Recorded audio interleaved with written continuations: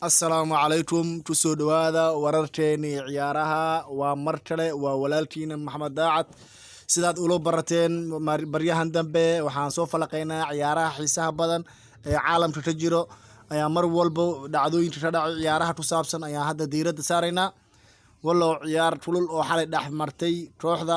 Belgium iyo France wadanka Talyaaniga ay ku dhex martay garoonka Talyaaniga gaar ahaan garoonka Juventus Turin wallow Belgium ee laba gool ee la hormartay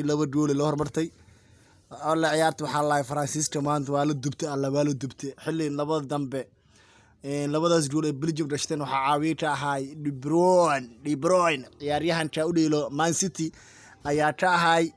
ciyaar goolka salaxay walla labada gool Lukaku iyo waxaa ka leeyahay Rosero ka dhaliyeen halka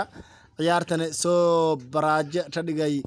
waxaa goolashka inta u dhaliyeen Karim Benzema Mbembo waa dhaliyeen Karim Benzema goolka labaad u dhaliyay goolka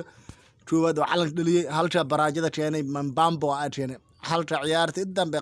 qirsac ee Fernandes ayaa u dhaliyay goolka u dhaliyay wallow ciyaarta kale waxaa ciyaar caadihin 2-1 waxaa ku badisay 3-2 waxaa ku badisay Faransiiska ayaa ku badiyeen waxay u gudbeen final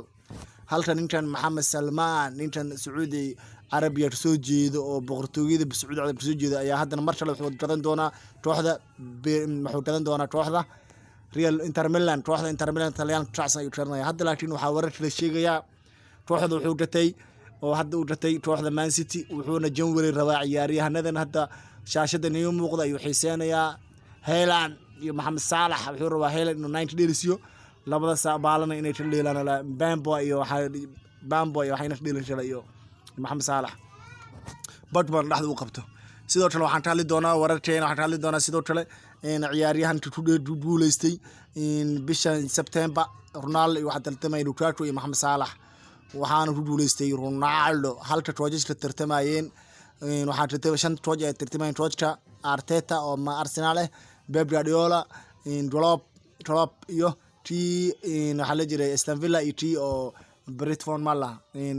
Brighton saddex santash ay tartamayeen bisha January bishan September waxaanu ku guuleystay Man of the Month waxaa noqday Mikel Arteta oo saddexdii kulan September uu ku badiyay saddexdii kulan oo marka saddexdii gool Horyaalka ku bilowday ayaa laga badiyay halka saddexdii dambe uu Porto jafay wuxuu soo badiyay Norwich City Burnley wuxuuna ku xoojiyay kooxda ay macaas ku yihiin Tottenham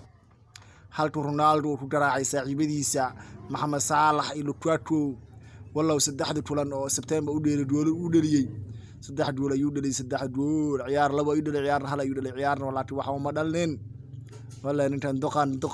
wuxuu nasiib badan yahay duqan oo Arsenal meeshu gaaro Arsenal asay ku guuleystay bisha September ay loo magacaabay sidoo kale kooxdan oo boqortooyada Sacuudiga gateen mulkiilayaasha walla tuwan lacag way ahaayeen Sacuudi Arabta lacag way ahaayeen Arabta waxay soo jeesteen waxay ku soo qulqulayaan Horyaalka Premier League mooshi waxay ku arkeen lacaga taala maalin mooshi isbedelo badan ay ku sameynayaan Newcastle United oo hadda faaniskooda ama taageeradooda aad ula dhacay qorshaha cusub oo ay ku dhisayso kooxdan Newcastle United oo dhisay sababtahay hadda hore Man City ayaa saan camal ahayd 2008 markii dib nin Arab u gatay ayuu dib u dhisay ciyaaryahan fiican coach fiican waxay dhantuu keenay haddana Champions League ku muuqdaan marka wallow haddana waxaa la rabaa inuu ka dhigo Newcastle sidaas camal January saxiixan ayuu dajaaday sidoo kale xataa saxiixa qaar ka mid ayaa jiraan oo sanadka dhacayaan sida Leicester City Aston Fatima Barcelona Dembele waxyaabo badan ay raadinayaan walla Carabtan bes waa hayaan juwaano lacag ay hayaan ciyaaryahanada waxay soo jiidanayaan lacag sidoo kale ciyaartoy yar ay reebanayaan Trojan De Bruce waa la ciirin doonaa waxay raadinayaan Klopp oo Liverpool Man City Trojkeeda sidoo kale waxay raadinayaan Trojes badan Lampard Trojes badan ay raadinayaan sidoo kale Mancini Conte oo Chelsea joojire ciyaaryahan iyo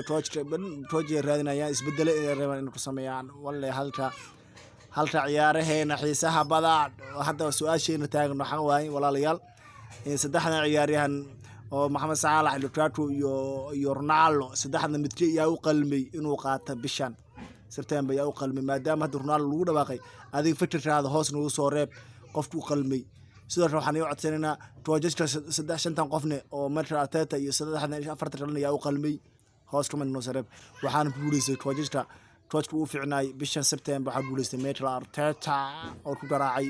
saaxiibadiisa Pep Guardiola Klopp iyo Aston Villa iyo coachkii Brighton intaas ay ku garaacay wallahi ma Arteta gadaal dab ayuu mucjiso la yimaaday wallow horyaalkii weli uu furan yahay waan arki doonaa October laakiin wuxuu ku bilaabay barbara ayuu kala bilaabay hadda waxaa loo jiraa xilliga wadamada la dheelay laga nasanayaa loo jiraa player of the month September waxaa ku guuleystay Ronaldo wuxuuna ka qaaday Mohamed Salah Lukaku iyo ciidiga badan oo daba ordayna ayuu ka qaaday Ronaldo sidoo kale muu qalmay hadduu qalmin waxaan iga codsanaynaa inaad comment hoos nagu soo reebtiin haddii aad taageertay haddii ahayn qofku qalmay aan rabnaa qofku qalmay ayaan rabnaa noo soo sheegtiin walaalayaal qaali sidoo kale kooxdan Newcastle United oo isbedel weyn horaan waan ka hadalnay haddana waan sii dulmarayna maadaama wararka dhamaad u yahay kooxdan Newcastle United oo lacago fara badan ee wada mulkiilayaasha Sacuudiga Carabiga waxaan ku jira Mohammed bin Salman oo dhaxal sugaha boqortooyada ama dhaxal sugaha madaxweynaha ee Sacuudiga waa intaas lacag wuxuu haystaa 478 bilyan ayuu haystaa haytor intaas yaala tartamay asir rixiis bas asle marka insha Allah marka ciyaaraha xiisaha badan marka arrin jawar waxay markii gaartay ayaa xiisa badan waxaad arki doontaa Newcastle United oo Champions League tartamayso wallahi waxa u dambeyn doona Liverpool iyo Man City Chelsea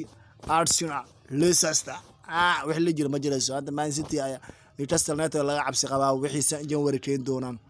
sidoo kale dhalinyarada dhammaan ku xiran Maxamed Daacad Channel waxaan iga codsanaynaa fadlan haddii channel ku cusub tahay fadlan subscribe share like haddii subscribe share gambalelka fur haddii channel ku cusub tahay sidoo kale waxaan rabaa inaad share ku qabatid asxaabtaada u dirtid waan idin mahad celinaynaa booqashada soo booqateen